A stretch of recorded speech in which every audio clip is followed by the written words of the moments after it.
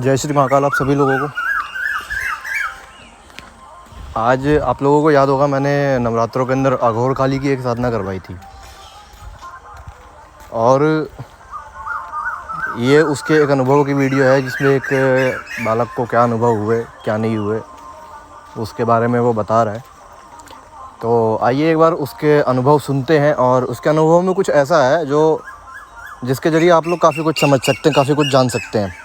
तो एक बार उसके अनुभव सुनते हैं और उसके बाद में मैं बात करूंगा उन अनुभवों के ऊपर, उन चीज़ों के बारे में आपको समझाने की थोड़ी और कोशिश करूंगा। जय श्री महाकाल आप सभी को। मैं यश गुप्ता डोंबिवली से 17 साल का हूँ। तो मैं आज आपको माता अघोर काली के साधना के अनुभव बताने जा रहा हूँ। जय श्री महाकाल धनंजय भैया। पहला दिन मेरा ऐसा था कि पहले दिन जो अनुभव हुए वो ये थे कि मैं जब जाप पे बैठा तो मुझे जो मेरा गुरु पर्वत है राइट हैंड का वो मुझे गर्म सा लगने लगा, चटका लगने लगा उसमें से। और जो मैं जाप माला घुमा रहा था वो भी मुझे गर्म लग रहा था थोड़ा। उसके बाद साधना से उठने के बाद मैंने माता से क्षमा याचना की और फिर बाद में अगले दिन से रुद्राक्ष माला नहीं लगने लगी। पर जो गुरु पर्वत गरम लग रहा था वो हमेशा मतलब पूरे 9 दिन था वो। दूसरे दिन जैसा कि धनंजय भैया ने कहा था साधनाओं के विषय में कि डर की परीक्षा होगी, तो बिल्कुल वैसे ही मेरे डर की परीक्षा ली गई। और मैं सबसे ज़्यादा डरता हूँ, गिरगिट से डरता हूँ मैं सबसे ज़्यादा। तो मैं जब झाड़ से फूल तोड़ रहा था अपराजिता का, तो वहाँ पे एक सामने मेरे एक गिरगिट आ गया। तो मैं ज़्यादा कुछ डरा नहीं, पर डर तो मुझे अंदर से बहुत ज़्यादा लग रहा था। और फिर बाद में वो खुद ब खुद चला गया। तो मैं अब पता नहीं इस परीक्षा में पास हुआ फेल छोड़ो। फिर बाद में उसी रात को मेरा एक प्रॉब्लम ये हो गई थी कि मैं जब भी उठ रहा था रात को तो मेरे मुंह से माता का वो मंत्र निकल रहा था, क्योंकि मेरी आदत हो गई थी पूरी कंटिन्यूस बोलते रहने की उसकी। तो 3 बजे मुझे ऐसा सपना आया कि मैं माता के चरणों में गिरा हुआ हूँ अपनी जाप माला लेकर। और फिर बाद में मैं जब नींद से उठा 3 बजे तो मैंने देखा कि मैं वो माता की जो हमारे घर पे चौकी लगी हुई है मैं वहीं पे पड़ा हुआ था, बिस्तर से दूर था। तो मुझे समझ में नहीं आया कैसे हुआ। और तीसरा दिन जो था वो उसमें मेरी परीक्षा ली गई थी। और वो परीक्षा ये थी कि जब मैं फूल तोड़ रहा था उसी वही झाड़ के पास वहाँ पे एक कील था। कील जो था वो मेरे फुट में पैर में घुस गई।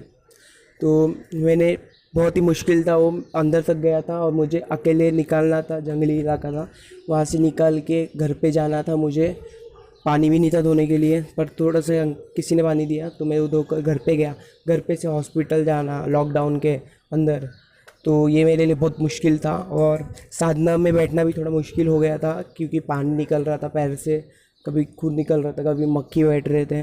तो ये थोड़ा मुश्किल था, फिर भी मैं सहन करके कि माता की श्रद्धा और विश्वास रखकर तो ये 5 दिन में ठीक हो गया।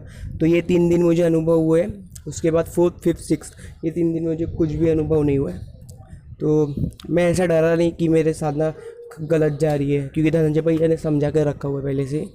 तो उसके बाद 7th डे पे मुझे हुआ अनुभव कि मैं एक जगह से दूसरी जगह पे हिल रहा हूँ। तो जैसे मैं एग्जांपल देता हूँ, मतलब कि मैं सोफ़ा के पास बैठा हुआ जाप के लिए, तो मुझे लग रहा था और राइट साइड में मेरा कबाट है, तो मैं उधर से लग रहा था मेरे को उधर से उधर कबाट के पास मैं सरक जा रहा हूँ ऐसे।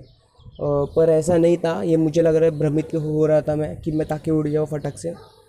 और फिर बाद में मेरे घर पे ये 9 दिनों तक, पूरे 9 दिनों तक एक सफ़ेद बिल्ली आती रही। तो मैंने जैसा कि माता का जो स्टोरी है जो गणेश जी के साथ वाला कि वो बिल्ली का स्वरूप लेके जाती कहीं भी, तो मैंने उनकी सेवा की 9 दिन। उसके बाद से बिल्ली 2-3 दिन बाद आई, पर वो कभी आज तक दिखी नहीं मुझे।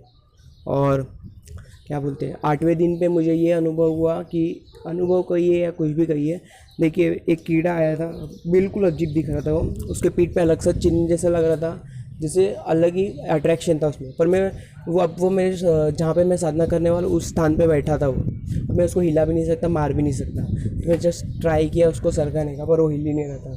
मैंने माता से प्रार्थना की कि मेरा साधने का समय हो चला है, आप इस जो भी ये कीड़ा है उसे अपने स्थान पे लौटने के लिए कहिए। तो प्रार्थना करते वो अपने आप ही चला गया और वो मंदिर में ही बैठ गया जाकर, उड़ सकता था।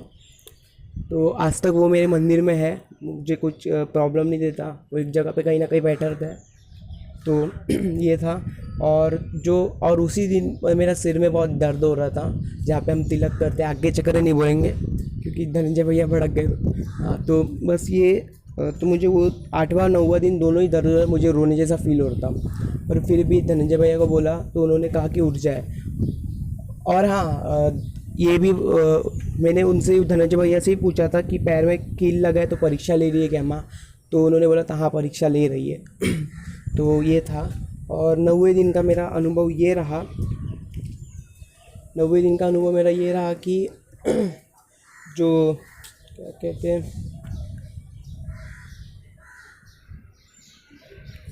क्या कहते हैं उसे, हाँ, 90वें दिन का अनुभव मेरा ये रहा कि जो दिया था वो मुझे आग के समान प्रतीत हो रहा था कि मैं आग के बीचों बीच में बैठा हूँ, ऐसा मुझे लग रहा था।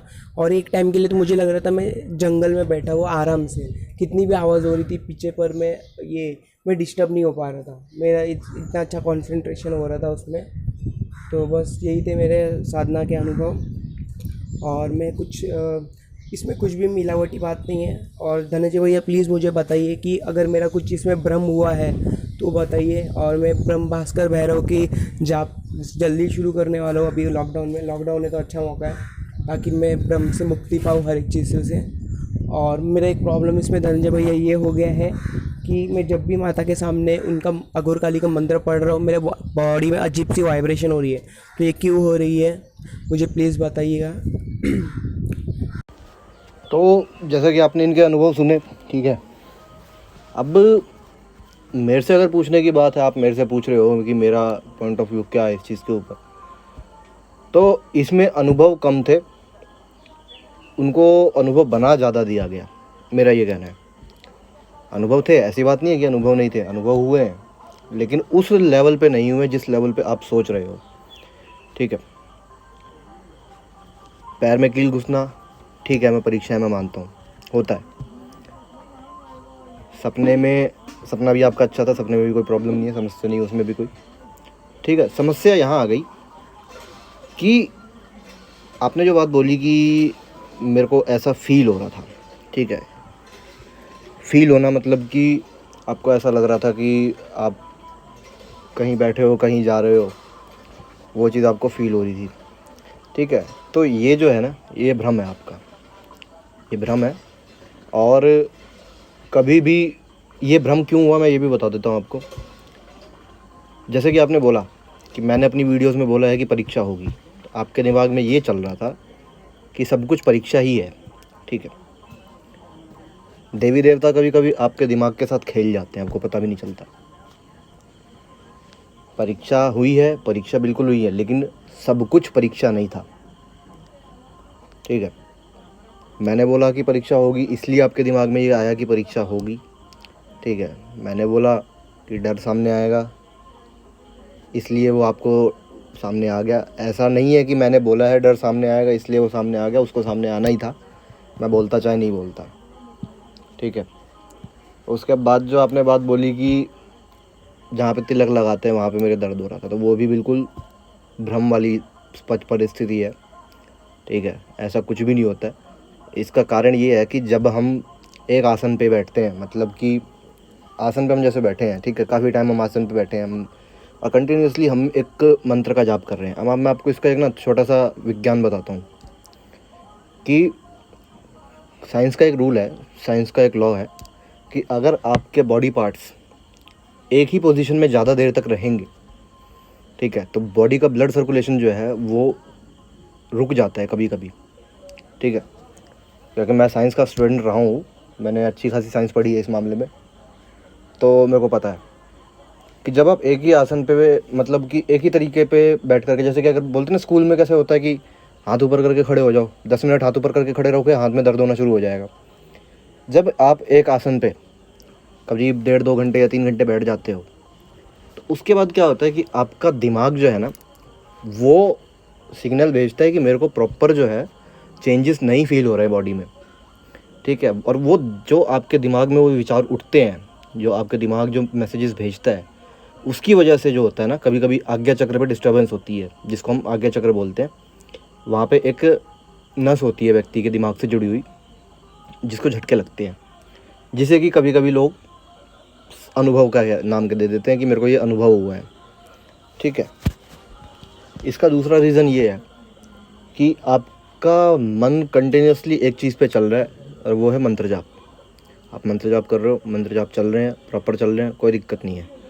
लेकिन वो मंत्र जाप, क्योंकि आपका ध्यान मंत्र जाप पे नहीं है, ये मैं बिल्कुल क्लियर बोल सकता हूँ कि आपका ध्यान मंत्र जाप पे था ही नहीं। अगर आपको जाप करते समय ये फील हो रहा है कि मेरे आजू बाजू क्या हो रहा है, मेरे यहाँ क्या हो रहा है, मेरे पैर में दर्द हो रहा है, तो आपका ध्यान मंत्र पे नहीं है। ठीक है, ये बहुत क्लियर बात है और बहुत सिंपल बात है समझने के लिए कि मंत्र जाप का मतलब है कि आपका ध्यान केवल मंत्र के जाप पे होना चाहिए। आपका ध्यान इस पे होना ही नहीं चाहिए कि आपके आजू बाजू क्या चीज़ें हो रही हैं। ठीक है, तो ये एक सीख दे रहा हूँ मैं आपको और बाकी सभी को भी कि कभी भी आप लोग मंत्र जाप करते हैं तो आपका ध्यान केवल मंत्र पे होना चाहिए। आपका ध्यान यहाँ नहीं होना चाहिए कि मेरे आजू बाजू क्या चल रहा है, मेरे को ऐसा क्यों महसूस हो रहा है, इस पे ध्यान नहीं आपका होना चाहिए। क्योंकि जो व्यक्ति अपने आसपास की परिस्थितियों पे ध्यान देता है वो कभी भी अपने मन के अंदर ध्यान नहीं लगा पाएगा, ज़िंदगी में नहीं लगा पाएगा। ठीक है ना। और ये चीज़ मैंने भी गलतियों से ही सीखी है, मैंने भी ये चीज़ जो है अपने अनुभव से ही सीखी है कि जब आप बाहर की चीज़ों पे ध्यान देना बंद करोगे तभी आपको अंदर की चीज़ें दिखाई देंगी। जब तक आप बाहरी वस्तुओं पे, विषय वस्तु पर ध्यान दे के रखोगे तो आपका दिमाग लगेगा ही नहीं उस जगह पे जहाँ पे लगना चाहिए। आपको इसके अनुभव हुए हैं, वो आपके मंत्र जाप का ही फल है और वो मंत्र की प्रचंडता है, मंत्र की शक्ति है जो आपको वो इतने अनुभव करवा गई। नहीं तो आपका जिस तरीके से आजू बाजू ध्यान रहता है आपको वो अनुभव भी नहीं होने थे। ठीक है ना। मैं ये वीडियो इसलिए बना रहा हूँ, मैं मतलब इसके अंदर मैं कभी आज तक कभी ऐसा नहीं हुआ कि मैं किसी के अनुभवों के ऊपर कोई टिप्पणी करूँ या कुछ बोलूँ। इसमें बोलना इसलिए ज़रूरी था क्योंकि ये समस्या बहुत लोगों के साथ में है। उनको साधना के दौरान कीड़ा भी काट जाए तो उनको लगता है कि अनुभव हो गया है। ये भ्रम अपने दिमाग से निकाल दीजिए आप लोग। ठीक है। दूसरी चीज़ है, जिस कीड़े की आप बात कर रहे हो, जो कीड़ा आपके आवास में आके बैठ जाता है, वो केवल और केवल वहाँ की ऊर्जा से आकृष्ट हो रहा है और वो ऊर्जा बेशक मंत्र जाप की है। ये आपका अनुभव था। और इसके अलावा जो आपको चीज़ें महसूस हो रही थी वो केवल और केवल भ्रम है। सपना आपका सही है, आपका पैर में कील घुसने की जो परीक्षा आपकी थी वो सही है, आपके डर की परीक्षा सही है। लेकिन कहीं कहीं जगह पे आपने उन चीज़ों को भी अनुभव बना दिया ज़बरदस्ती का, जो कि नहीं थी। मैं अब इसमें आपकी गलती नहीं बोलूँगा कि आपकी गलती है, आपको लगा ऐसा कि वो अनुभव है इसलिए आपने बताया, इसलिए मैं आपको ये चीज़ें बता रहा हूँ। क्योंकि मैं कभी किसी के अनुभव पे कोई टिप्पणी नहीं करता जल्दी। लोग मेरे को अनुभव भेजते हैं, मैं सीधा डाल देता हूँ। मैं कभी किसी के अनुभव पे किसी भी प्रकार की कोई टिप्पणी नहीं करता। लेकिन आपके अनुभव पे टिप्पणी इसलिए कर रहा हूँ क्योंकि आपकी ये जो बातें हैं ये बहुत लोगों के दिमाग में रहती हैं। बहुत लोग मेरे पास इस चीज़ को लेकर के मैसेज करते हैं कि ये हो गया, वो हो गया। तो ये मेरा जवाब वन एंड फाइनल सभी के लिए है कि साधना के समय पे होने वाली कोई भी चीज़ ज़रूरी नहीं है कि वो अनुभव ही हो। क्योंकि अनुभव जो आप सोचते हो, अनुभव उससे बहुत भयानक होते हैं। या परीक्षाएं जो आप सोच सकते हो उससे बहुत ज़्यादा भयानक होती हैं। मैं डरा नहीं रहा, मैं बता रहा हूँ, समझा रहा हूँ आप लोगों को। और अगर आप इन चीज़ों में फंसे रह जाओगे, अनुभव पे अनुभव पे अनुभव पे, तो ज़िंदगी भर अनुभव ही करते रह जाओगे, कभी भी उस चीज़ के आगे नहीं निकल पाओगे। अभी आपकी उम्र सही है, 17 साल की उम्र है, आपकी बिल्कुल परफेक्ट उम्र है साधना के लिए। आप साधनाओं पे ध्यान दीजिए, फालतू चीज़ों पे इधर उधर ना ध्यान दें। मेरी आपके लिए यही एक हिदायत है। और बाकी लोगों से भी मैं यही कहना चाहूँगा कि आप लोग अगर साधना कर रहे हो तो आपका ध्यान केवल और केवल साधना पे होना चाहिए, न बजाय इसके कि आपके आसपास क्या हो रहा है। क्योंकि अगर व्यक्ति का ध्यान इस पे ना हो करके अपने मंत्र जाप पर है तो भले उस व्यक्ति के आसपास में 100 लोग भी बैठे होंगे ना, तो वो बंदा बीच में उन 100 के बीच में बैठ के अपनी साधना पूरी कर लेगा। ये मेरा अनुभव है। ये उसका ध्यान केवल उस मंत्र पे होना चाहिए। क्योंकि बाहर जो दिख रहा है वो सब कुछ नश्वर है, वहाँ पे कुछ भी नहीं है। आप ध्यान लगाओगे, आप अपने आप को एकांत में पाओगे 100 लोगों के बीच में भी। ठीक है। और जब आप अपने आप को 100 लोगों के बीच में भी एकांत अनुभव करो, वो अनुभव होता है। जब आप परिस्थिति के दास ना बन करके परिस्थिति को अपना दास बना लो, वो अनुभव होता है। बाकी सही है, आपका अनुभव बिल्कुल सही है, आप साधना बिल्कुल सही तरीके से करते हैं, कोई उसमें दिक्कत वाली बात नहीं है। और करते रहिए, इसी तरीके से आगे बढ़ते रहिए, भगवती की कृपा बने रहे आपके ऊपर, मेरी यही कामना है।